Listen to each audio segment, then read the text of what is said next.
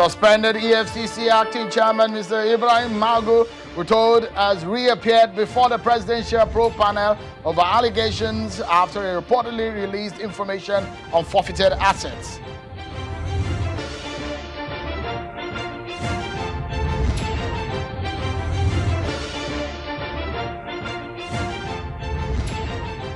And the relationship between the parliament and the executive arm of government gets frostier as the Minister of Labour, Chris Ngige, gets into a heated altercation with Honorable James Faleke over a House investigation into the NSITF matter. We dig deep into what has gone wrong in the relationship between the Buhari government and the National Assembly.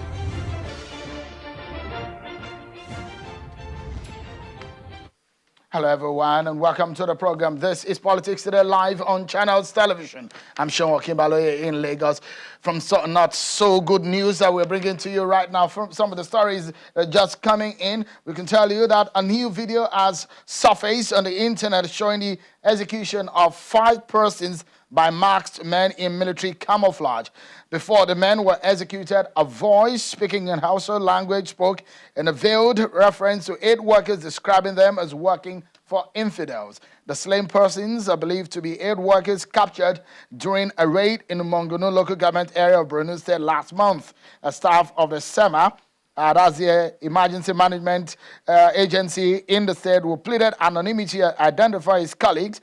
Among those executed, who had also featured in a recent video where they spoke from captivity, pleading with the government to intervene. The military is yet to comment on the video. Some of the story just coming in about a video about a reported execution of 5 persons by masked men in military camouflage. We'll bring you more on that right here on Channels Television.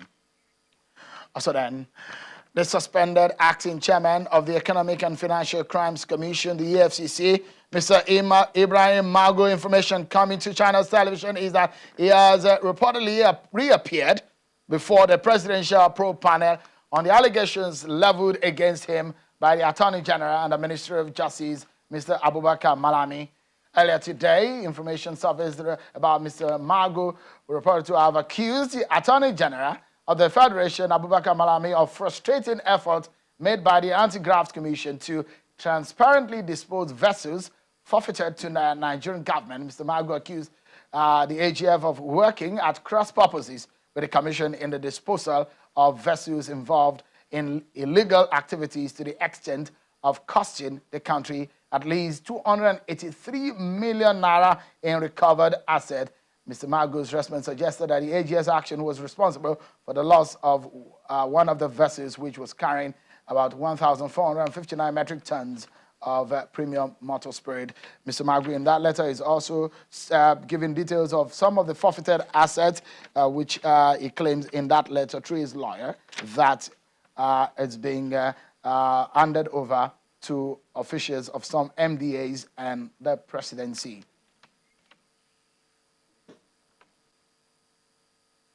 That's one of the matters we are going to be chewing tonight on the program. It's a 1-hour stretch of the show. Tonight is a midweek edition. Just stay with me. We're going to look into what happened with Minister of Labour, Chris Ngige, and Honorable Faleke. It does look at things and not really working out between the Parliament and the executive arm of government. That's our menu tonight on the program. But first, let's check political roundup.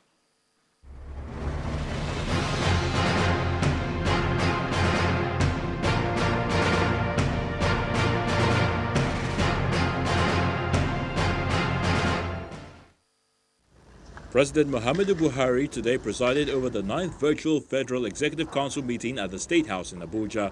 It began with a moment of silence for the late Issa Funtua, who died this Monday of cardiac arrest.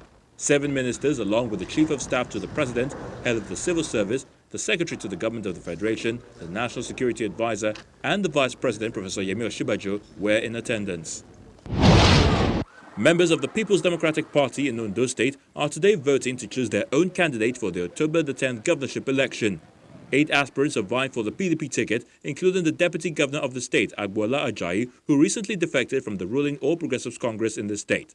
The chairman of the PDP Governorship Primary Election Committee, Governor Ifeanyi Ugwuanyi, has expressed hope that the election will be seamless and the outcome will be acceptable to everyone.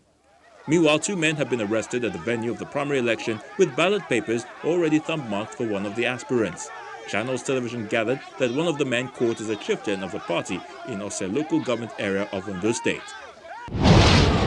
The Federal High Court in Abuja has dismissed the suit challenging the deregistration of Reform Advancement Party and the Democratic People's Party.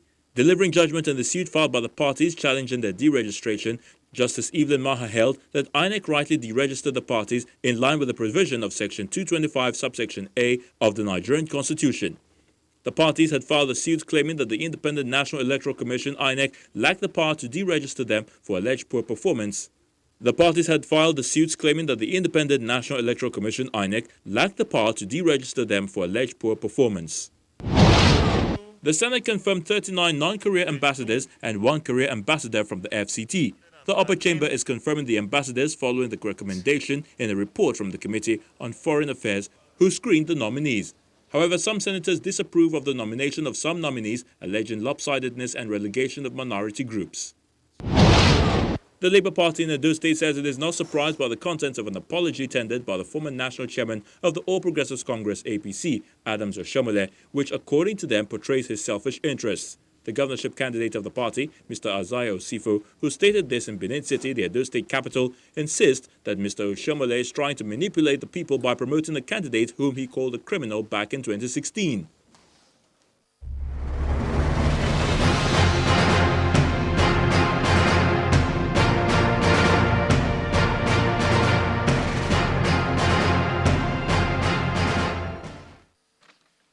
Thank you so much, everyone, for staying with us. So, Mr. Ibrahim Magu has perhaps opened what some people may call can of worms about what he is talking about the forfeited assets. So let's get to the conversation now, everyone. I have Mr. Aliyu Lemu is a lawyer and a policy analyst. He joins us from our Abuja studio. Thank you so much, Mr. Lemu, for joining us tonight. Perhaps you might be able to speak to some of the issues that have been raised in the reported letter from Mr. Magu's lawyer. We understand that Mr. Magu has reappeared before the presidential panel, and we'd also like to tell our viewers that we've spoken to the Office of the Attorney General and that of the Presidency about some of the allegations raised, which we've not really gotten any response. Maybe because before the end of the program, we might get some response from them. But let me allow Mr. Lemu to weigh in. Give us an information about Mr. Magu's reappearance. When was he invited? And what are the allegations, or whether or not we now have an official allegations laid against before Mr. Magu? Thank you very much, Sean. Good evening, and thanks for having me on the program. Up until this moment, as I speak to you, Mr. Magu has not been officially given or supplied the allegation against him, either by the Attorney General of the Federation or any committee set up by the Presidency to investigate his activities, or any petition written by any individual alleging malpractices by him while in holding office as the chairman of the Economic and Financial Crimes Commission. It seems to be an orchestrated and systemic plan designed to prejudice the mind of the public and the committee in carrying out its work. I wouldn't want to disclose confidential information of what is transpiring in the sittings of the committee, but up until this moment, Mr. Magu has only been asked general questions. He has not been directly confronted with any specific allegation. But Mr. Lemu, we understand. Sorry to cut in, Mr. Lemu. We understand that Mr. Magu has reappeared before the Justice Salami panel. When was the invitation extended to him, and what has he been asked so far? Because it's few hours since he was said to have appeared before the panel. Yes. Since he was released on bail last week, Mr. Magu has not been re-invited to appear before the committee. But as a law-abiding and dutiful citizen, every day he reports to the venue of the sitting of the committee from 9 a.m. to 9 p.m. until today when he was called into the committee. But like I have said earlier, he has not been given a copy of any allegations against him. Rather, it seems to be an orchestrated media trial designed to poison the mind of the public toward Mr. Magu. There is no specific allegation as yet, but every day the media is feeding a frenzy of a certain narrative designed by individuals who want to tarnish the image of and hard-earned reputation of Mr. Magu. Mr. Magu's lawyers have written to the committee making complaints about these prejudicial publications. Up until this moment, the committee is yet to respond to the letter. In fact, the committee has refused to accept the letters written by Mr. Magu. But what I want to say is this. You see, every time somebody points a finger, 4 fingers point back at him. From certain disclosures being made by Mr. Magu today, at the end of the sitting of this committee, the whole country will be shaken to its foundation on the level of allegation, on the level of criminal activities being perpetrated by the accusers of Mr. Magu, who have orchestrated this whole grand design to discredit him before the public. The plan is simple. Mr. Magu is due for the submission for confirmation by the president sometime later this year. But the actors in this grand design, who are the beneficiaries and enablers of corruption, want to frustrate that attempt. And this is the script that is being played out by the media. The media has lent itself as a willing tool by enablers of corruption to spread unfounded. I like to cut in. I like to cut in. And Mr. Lemu, I'd like to cut it and correct you. If you may pull back those words, because it is, I mean, I'm a member of the media, I'm a journalist, and when you use just a brush to paint everybody in the media, that they were enabling corruption, that is unfair. We are the ones who invited you to speak for Mr. Magu this evening. It won't be unfair for you to sit there at our own invitation and say to us on this program that the media with one brush and use it to paint everyone. That's unfair, isn't it? Mr.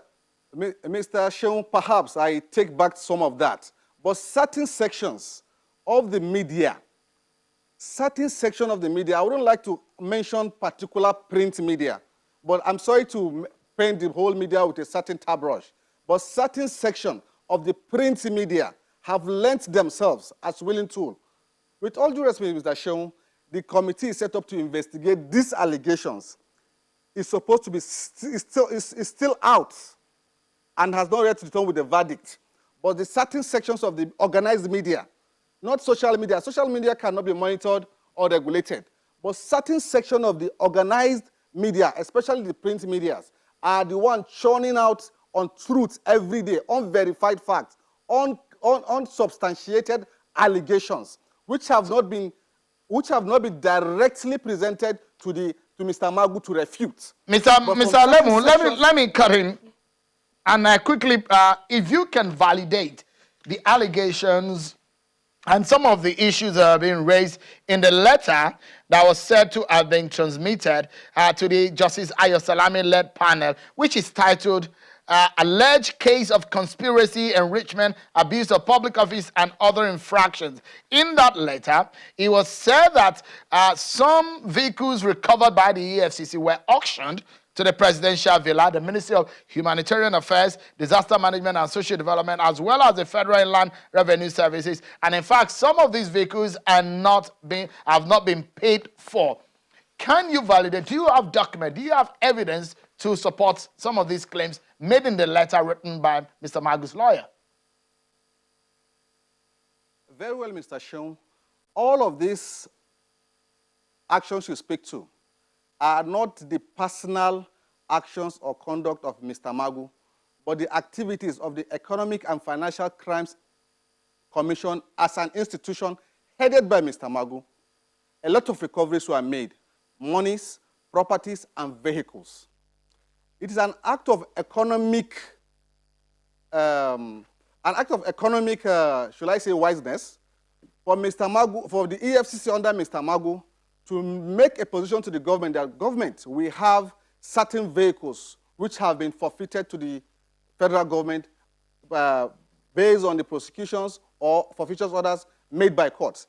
Instead of the huge amount of monies expended by the government every year to buy new vehicles, the Economic and Financial Crimes Commission has vehicles which it seeks presidential approval to allocate or either allocate or auction to certain agencies of government, such that instead of the government taking its hard-earned crude revenue and taxpayers' money to businessmen to buy cars outside, the vehicles are available and can be allocated at either a fraction of those prices or at no price at all to government parastatals. It's actually a stroke of economic genius. So, Mr. Lemu, if you look at some of the issues raised against Mr. Magu, is the fact that he's unable to account for the interest accrued to the 550 billion recovered funds, as well as recovered vehicles and houses. In some of these issues, I remember that the former Minister of Finance, Mrs. Kemi Adeosun, raised the issue over the matter of these funds that are being forfeited, or the funds that are being recovered. But again, the Attorney General of the Federation is yet raising another matter. Is it coincidence that this is happening? And two ministers, one former, one present minister, is accusing Mr. Magu about this. Don't forget also that Mr. Magu's agency is being superintended by the Attorney General of the Federation. Very well, Sean. You see, these are part of the unsubstantiated allegations being churned out in some sections of the print media. You see, the truth of the matter is, since this government came into power, all government revenue and income are being paid directly into the Treasury single account of the federal government of Nigeria, domiciled with the CBN. The EFCC is no exception. All the revenues accruing from recovered or looted funds by the Economic and Financial Crimes Commission are being lodged with the Central Bank of Nigeria. Being an account of the federal government, that money does not generate interest.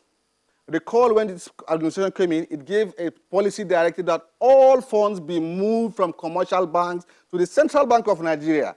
That being the case, every average person in Nigeria knows that the central bank is the banker's bank or the government's bank. It does not, the money kept to the CBN does not generate interest. That being the case, the issue of the funds recovered generating interest does not arise.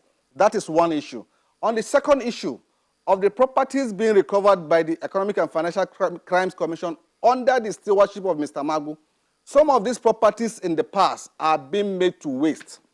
But the economic masterstroke and ingenuity of Mr. Magu under his stewardship as the chairman of EFCC is to save government revenue by taking out hard-earned taxpayers' money and oil revenue to give to private individuals. Government is being saved money by giving these properties to agencies and parastatals of government to occupy either free or at subsidized rates. The issue of the Voice of Nigeria and other parastatals is something that's common for everybody to know. That is the second point. On the third point, that the figures stated by Mr. Magu being disputed by either the Minister of Finance or the Attorney General, all of these are available records. The right place to make this investigation, Mr. Shonsa, is not on the pages of the print or electronic media. The Minister of Finance has access to the record at the CBN.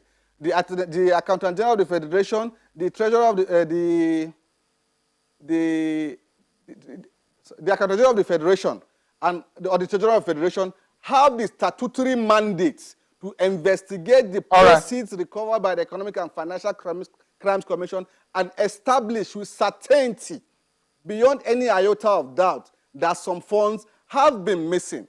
All right. Instead of the Minister of Finance, we must leave it at that, Mr. Lemu. Yeah, we must leave it at that, Mr. Lemu. Thank you so much indeed, Mr. Lemu, for your time tonight. Appreciate your time.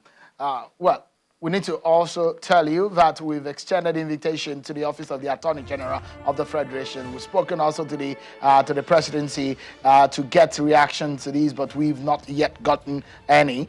We hope that we might be able to get some reaction to some of the issues being raised by Mr. Ibrahim Magu, who is said to have reappeared before the Justice Salami-led presidential panel. We take a break, and when we come back, we dig into the Minister of Labour, Chris Ngige's altercation with Honorable James Faleke. What is at the bottom the baseline of that altercation and what is the way forward in what has become a major crisis between the executive and the legislative arm of government in Nigeria. Join us again, everyone. Politically speaking, everyone, the center is no longer holding under the Buhari government. It's not my opinion, it's what the situation looks exactly like. So the Minister of Labour yesterday, Dr. Chris Ngige, threatened to take legal action against a member of the House of Representatives, Honorable James Faleke, for his comments against him during plenary on the 7th of July this year. Dr. Ngige made a threat during the investigative hearing of the ad hoc committee of the House, which is investigating an alleged breach of presidential directive by the Minister of Labour following the directive for the suspension of the top management and executive officers of the Nigeria Social Insurance Trust Fund, NSITF. Honorable Faleke, while debating a motion on the floor of the House, had, among other things, accused the minister of hijacking the budget of the NSITF and removing the board to cover his tracks. Take a listen to what transpired between the minister and Honorable Faleke. Parliamentary processes. My colleague and brother in the National Assembly, Honorable Faleke, did not speak onto that motion in the way of parliamentary processes. Accusations were hurled on me. I was judged. Mr. Minister, you also used your privilege as a minister to adjudge the suspended members of NSITF as being guilty. Fine. It means I have another alternative. You will meet me in court after this place. So that was what happened yesterday. Perhaps at some point on the program we might give you some. It was a longer one between them yesterday. But don't forget what happened also between the Minister of State for Labour, Mr. Festus Keyamo, who was not happy with the members of the National Assembly. Take a listen again. I'll remind you of that too. Lawmakers are concerned by the revelation. So let's get talking on this one. Tonight, I've brought experience and those who are in the know to give us an understanding of what is really happening under the Buhari government. I have a former Minister of Works, Senator Adesanya Ogunlewe, who was also a former member of the National Assembly. Thank you so much, Senator Ogunlewe, for coming on tonight. And also a former member of the National Assembly, Senator Shehu Sani, also joins us from our Abuja studio, and as well as the special advisor to the president on National Assembly matters, Honorable Umar El Yakub. Thank you so much, gentlemen, for coming tonight. Perhaps I should begin with Honorable El Yakub. Give us a sense of what is happening. Is there a crisis in this government? Because we saw when the National Assembly leadership met with the president came out to say, look, appointees of government must cooperate with members of the National Assembly.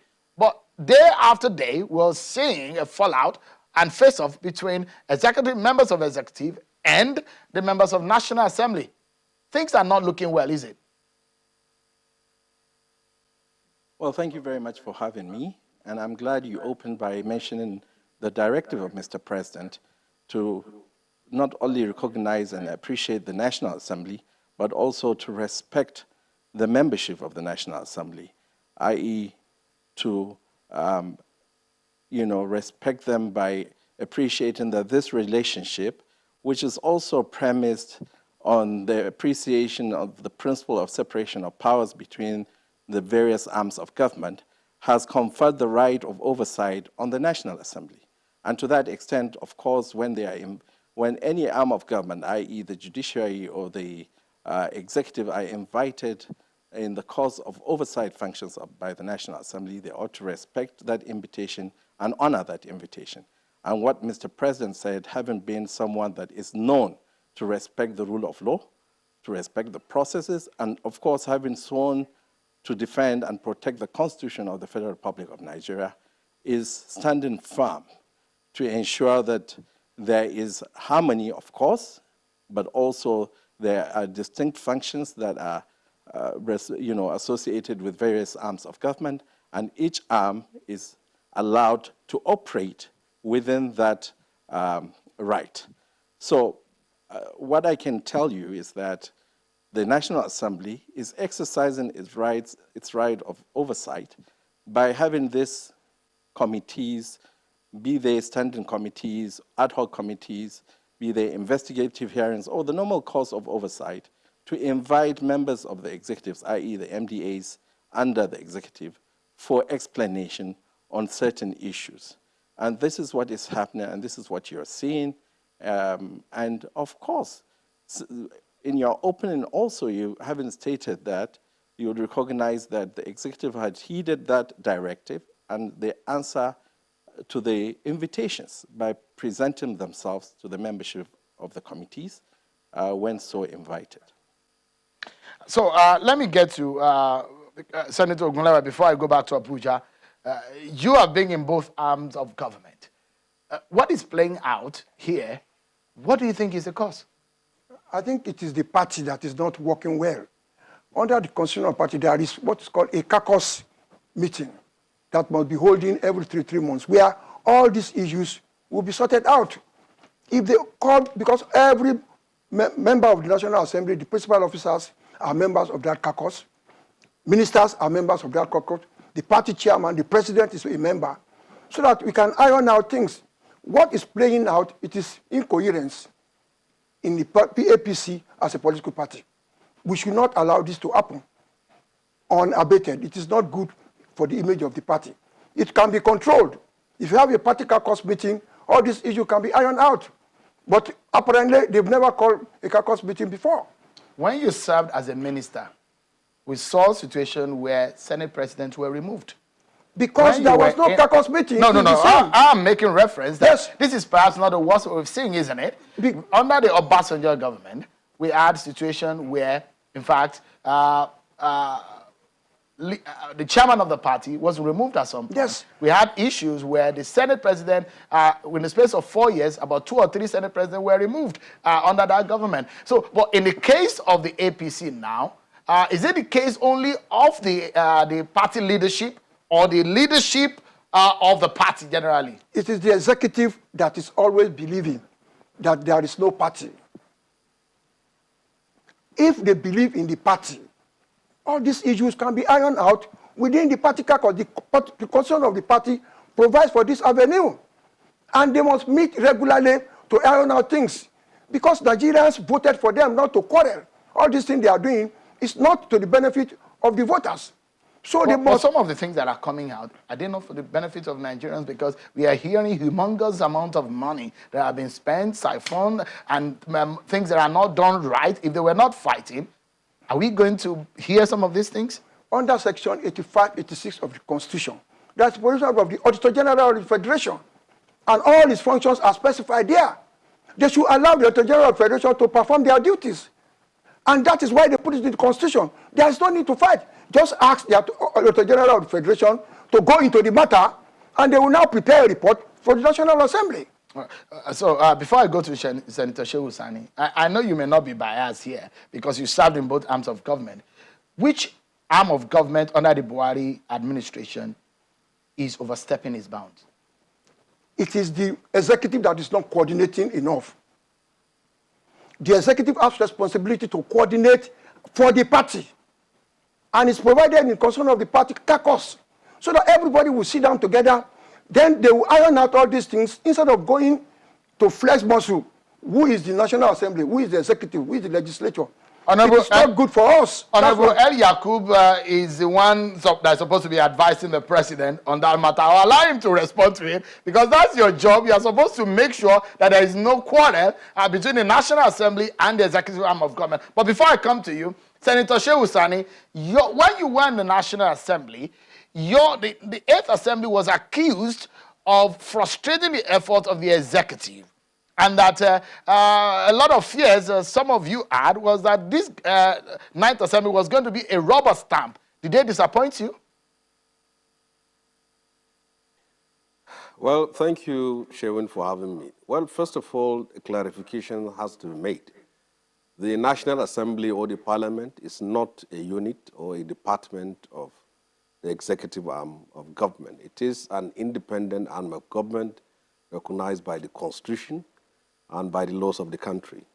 and as such, it is expected to perform its function as an organ of government independently in the spirit of separation of powers. But what is happening today differs from what had happened during our time. During our time, we clearly stated by our action, by our word, and by our conduct that nobody can dictate to us what to do and how to do it. We are an independent arm of government, and we performed our function objectively and also held the executive arm to account. What is happening today is unfortunate because you can see an increasing disobedience and disrespect for the National Assembly by a section of the executive arm. And I think it is a clear message that the covenant of loyalty that exists between the National Assembly and the executive is clearly showing some sign of weakness. And once you demonstrated as a parliamentarian that you are there to do the job of the executive, to hook, line, and sinker, to be obsequious, to be subservient, you are bound to lose respect by different heads of ministries, departments, and agencies. And I think this is actually what is happening. So it is for the National Assembly to muster the courage to assert itself, and if harmony needs to be made, there should be an intervention of the party. But I think part of this problem, as clearly stated by Senator Agulewe, has to do with the malfunction in the party. I believe perhaps the crisis in the party as it exists made it impossible for the party to be able to harmonize those of them on the other side of the executive and those of them in the National Assembly. And we are bound to see these things grow in as much as the executive arm, elements within the executive arm continue to show disrespect for the parliament. There will certainly continue to be disruptions, and it is incumbent on the party to intervene and to harmonize things. During our time, there were crises, problems between National Assembly and the ruling party, National Assembly and the executive arm, and the party also at the executive arm of government. But this time around, for people who have decided to unconditionally support, accept, stamp whatever the president has presented before them, there ought not to be conflict. But there is bound to be conflict because the heads or parastatals of government, once they see a parliament that is subservient, that has perhaps surrendered its own independence, there will bound to be disrespect, and this is what we are having now. Let me put this to you. There were those who believe, and at some point we had this conversation about the possibility or the fears that this Ninth Assembly might just be a rubber stamp parliament of the executive. Is it a rubber stamp from your own point of view? Well, every session of the parliament has its own challenges and focus and the realities of its own time. So the idea of rubber stamp comes from the fact that they perhaps wanted to be different from what we were, because we have been seen to be belligerent and combative to the executive. So they form for themselves a new spirit of acting in harmony with the executive. And once you say you are acting in harmony with the executive, as it is, certainly you will have your own label. And we had our own label, and I believe this is the label which they have, but it is left for them to prove that they were not rubber stamp. What is the but label? The parliament is supposed not to be a rubber stamp. Yes. What's the label? Huh? You said they have a label, and what is that label? What did you mention now? I asked if this Ninth Assembly is a rubber stamp parliament. Are they? Well, it is, as far as I'm concerned, it is for Nigerians to judge. But I, as a former member of the parliament, I can only speak of our own time. But it is for them to write themselves, their names in gold or in the mud on where they stand in terms of independence and the sacrosanctity of the National Assembly as an organ of government. Right. So let me go to Honorable Yakub, because the role of the job of Honorable Yakub is to ensure that the president is well advised in the situation of the National Assembly. But Senator Ogunlewe here said that, look, there seems to be some disorganization from the party leadership point of view. What is happening? Is it because of the situation that there is a caretaker committee, or your party had a crisis before now, that this is happening? Well, let me start by respectfully disagreeing with the distinguished senator concerning the relationship, which he also mentioned is harmonious. I believe the membership of the National Assembly were elected to serve the Nigerian people. So also is the president, who heads the executive arm of government. And to work for Nigerians, and indeed, there is always going to be a need for that kind of harmonious relationship, which had been in existence from the beginning of the Ninth Assembly. And there are so many benefits and successes recorded because of that relationship. And I assure you that the executive arm of government, not only does it respect and recognizes the National Assembly as an independent arm of government, but we don't see them as rubber stamp, and of course have not been acting as rubber stamp. I'll give you instances. First of all, it's not that whenever the president brings anything to the National Assembly, it's been approved as suggested. The first budget of 2020, before the reviewed budget, was tinkered with by the National Assembly, and the president assented to it as passed by the National Assembly. The recent review of the budget will also be tinkered both on the revenue side and the expenditure side by the National Assembly.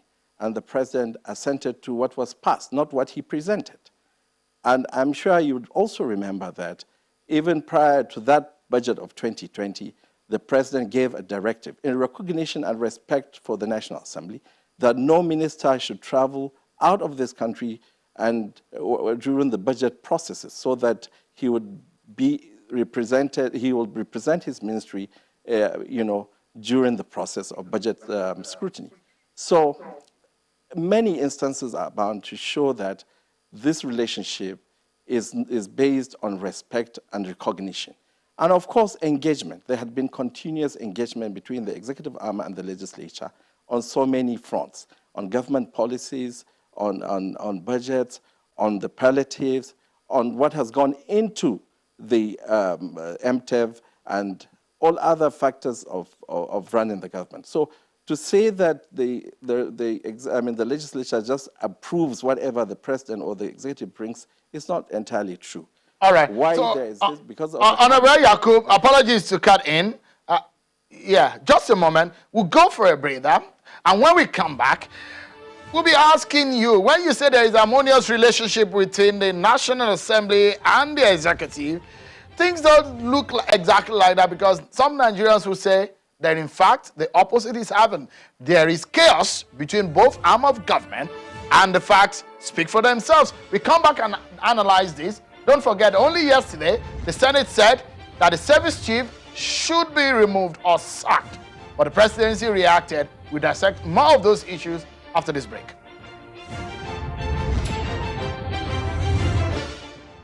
Thank you so much, everyone, for staying with us. For those the critics of the Buhari government, they say the center is no longer holding, and in fact, there is chaos under this government. How true is that?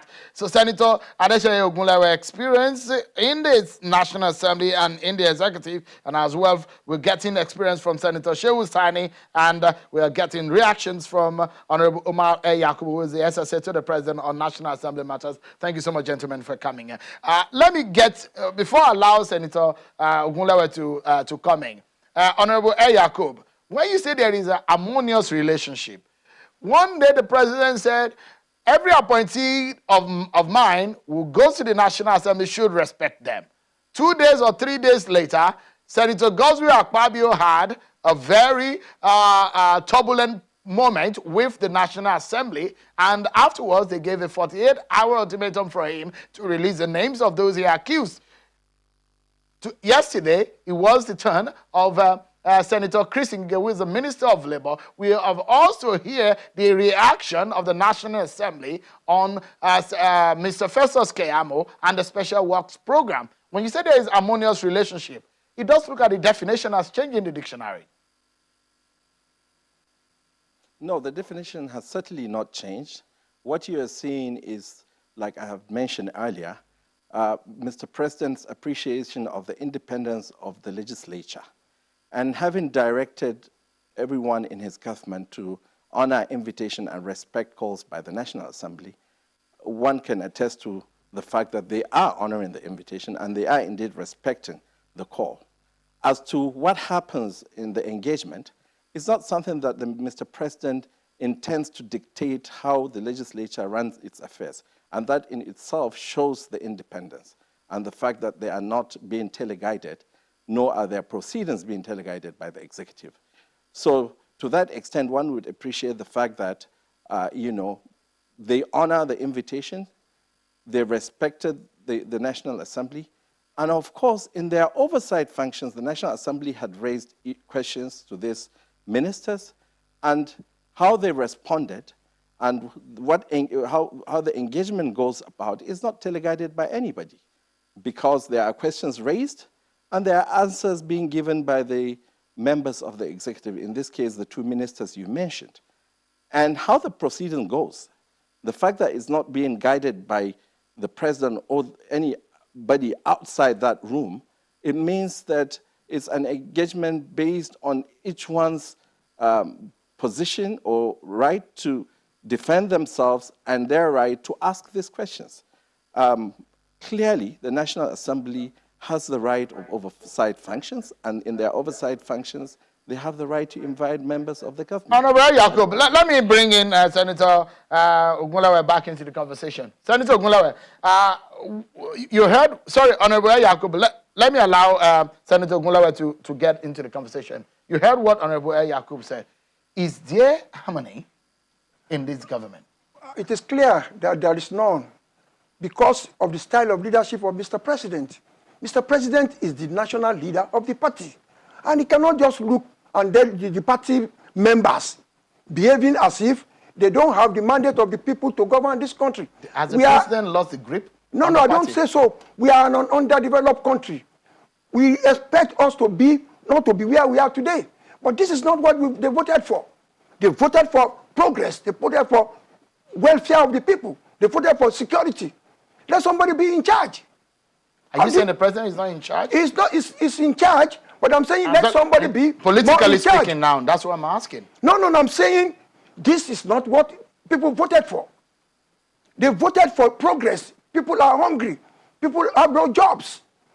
Then all these things they are doing, to my mind, it is not in the interest of the people. There is a columnist, a writer who gave, it's almost a week now, who said, Mr. President, take charge. Is that admonition a right one? No. Let us encourage Mr. President. His background is military. This is democracy. The more consultation you do, the better for the country. Call everybody together and read the other act. They are members of your party. It is not the opposition that is causing problem now. It is the members of APC that are causing problems for Mr. President. You must call them to order. So, Senator, when you see members of the executive pointing accusing fingers in the public hearing that we have seen, we saw one yesterday and we saw one day before yesterday, when ministers are saying members of the parliament are fingered in the corruption process, bedeviling an MDA of government. Where do we go from here? It is pure indiscipline. Somebody must discipline somebody. If you make that kind of, conclusion, you must be able to prove it. But that is not what is of interest to Nigerians. Nigerians are fed up. They want to eat. They want jobs. We have families, 5 of them graduates. They have no jobs. This is not what they voted for. Somebody must take charge. Who do you think can fix this? It's Mr. President. Can someone advise or help him in this regard? The buck stop on his table. They voted for him because of that purpose. That is why we have a presidential system. It's not a parliamentary system where there is collective responsibility. All right. It is one person that is responsible to all of us, and he must act. Is this a failure of the APC? Or No, as no, a no, no, party? no, no. You see, we are advising on the television because of your own experience. Tell what you feel must be done. Okay. Let me bring Senator Shehu Sani here. Weigh in, if you may, in one breath. The National Assembly says service chiefs should be sacked. The presidency said, look, you cannot just tell us that. It's the prerogative of the president to do that. And that's not the first time we are hearing that. And you saw what happened in the public hearing. What exactly do you think is happening, and what is the way forward? Well, the job of the service chief is to lead a security apparatus that will protect the people and defend the country. But they have failed. Our people are being killed every day from Borno State to Katsina, Zamfara, Niger, Kaduna, and several other places, Benue and Co. So if they have consistently failed to do that, it is time to have new people with fresh ideas and new ideas that will take charge and address the problems that is threatening to consume our country. So the National Assembly is right. They should go. Because does not seem to agree with that. Their best is not good enough. Senator Shehu Sani, Yes. the president does not seem to agree with that. The statement coming from the presidency does not seem to be in that direction. He doesn't think they should go just yet. It is democracy, but I believe that you should understand that once the country continues to falter, people are being killed, it is not the legacy of the service chiefs that is under question. It is his own. When he is out of office someday, nobody will remember the name of the chief of air staff, chief of naval staff, chief of army staff. It is the president that will be blamed. So when people say change the service chief, they still like the president. And I believe that they love the country most, and the president should listen to that and bring in new people with new ideas, fresh ideas that will address the security challenges that is consuming. Let's close the program now, Senator Shehu Sani, and let me allow Honorable El Yakub in 20 seconds, and I'll get 20 seconds also from Senator Shehu Sani. Where do we go from here? It does look like a lot of people are losing hope in the way and manner things have played out in the last few days. 20 seconds, where do we go from here, Honorable El Yakub? I certainly would not lose hope, and I believe the president is in charge, is in full control of the affairs of this country. And if you look at all the issues being discussed, even the ones mentioned in this program, has something to do with service to the Nigerian people, for which the president has stood firm on. When you look at the issue of Honorable Minister of State Keyamo and the 774,000 jobs to be created across the country, the president said this policy would go on and Nigerians would be so we need to, and let me get Senator Ogunlawe's 20 seconds final word. Mr. President, you have to be in charge. They voted for him. They didn't vote for any other person than him. The trust of Nigerians on Mr. President was unbelievable. And he shouldn't allow us to feel that we misplace our judgment. Is that trust still there? No, he must take it. He must take charge, as far as I'm concerned. Because at at the end of the day, it is his government. I must sincerely thank you, Senator Adesheyi Ogunlawe, former Minister of Works, and former Senator Shehu Sani. Thank you so much for your thought, and Honorable El Yakub, thank you so much, gentlemen, for joining us tonight and sharing your thoughts. But before we go, let's give you this information. President Muhammadu Buhari will tomorrow depart for Bamako, the Republic of Mali, on a day visit, following the briefing by the ECOWAS Special Envoy to the country, former President Goodluck Jonathan. And that's how we draw the curtain of the program tonight. Thank you so much, everyone, for watching. Bye for now.